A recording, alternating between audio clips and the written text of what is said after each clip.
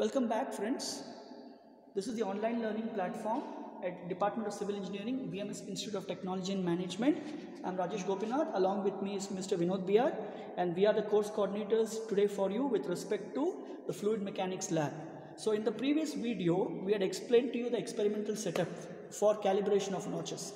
In this session, in this presentation, I will take you through how to actually carry out the experiment. Please remember, once we switch on the instrument, due to the noise, you will not be able to hear my instructions. Therefore, this presentation is a walkthrough, which means I will take you through the entire experiment without switching on the instrument. Okay, so it's a walkthrough. In the subsequent presentation, the actual conduction will be shown to you. So kindly listen very carefully and follow my hand movements. Step number 1, you need to make sure that there is water in the sump. Okay. Step number 2, you have to make sure that your pump has been primed. Right.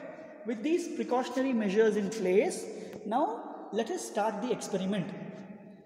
Okay. First things first, you need to switch on the instrument. Alright. So when you switch on this instrument by pressing this green button, the motor gets switched on and the water which is in the sump will be sucked via the pipe through the pump. Okay. And the water will be transported in this manner to the open channel.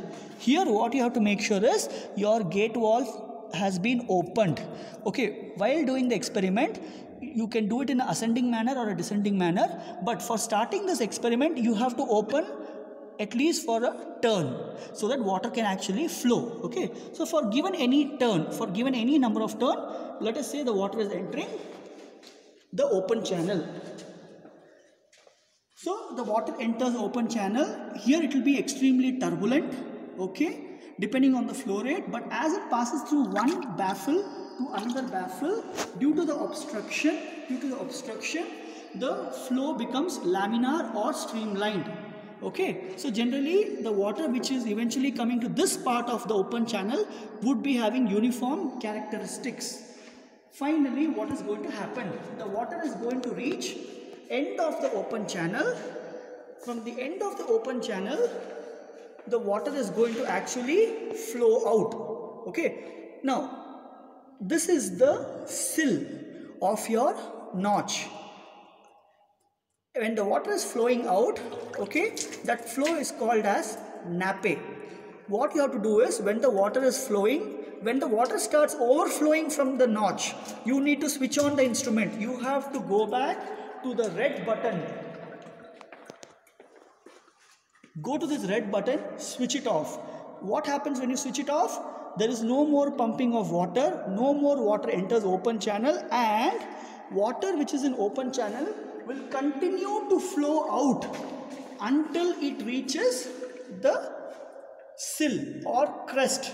Okay, once this has happened, once there is no more water flowing out, what you need to do is, you have to go to the point gauge. Okay, you have to use the first knob, okay, and you need to move it to make sure that this touches the water level. The point gauge must touch the water level. Once it is touched, close the knob, tighten it. Okay, then second step is, you have to move this measuring scale to map to 0, 0. So it is 0 to 0. So right now the reading in your open channel is 0, 0 centimeters. Of course, the conversion to meters you will understand in the analysis video. With this setup ready, you are ready to continue with the experiment. Okay, now what do? You have to switch on the instrument once again, and then you need to change the flow rate. So let us say I have switched on the instrument with the green button. I will come back here. I will increase the flow rate. For individual flow rates, water enters, water comes to open channel, water flows out. What we need to do is, for every turn, for every variable turn you do, for each turn you have to make sure that you take the reading here. How do you do it? For as the flow rate changes, the quantity of water will increase. Okay, quantity of water increases and water will start basically overflowing from the open channel into the collecting tank. Okay, it will actually overflow from the open channel through the notch into the collecting tank. So what is that you should take? You should take two readings. The reading number one is point gauge. Let us say the water level has increased.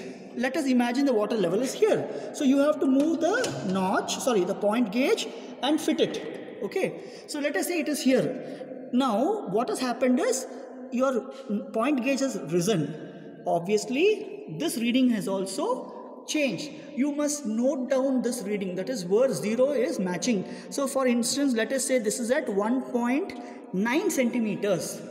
Okay, that means water has risen in the open channel by 1.9 centimeters. So for every turn of your regulatory valve, gate valve, okay, this reading is going to change.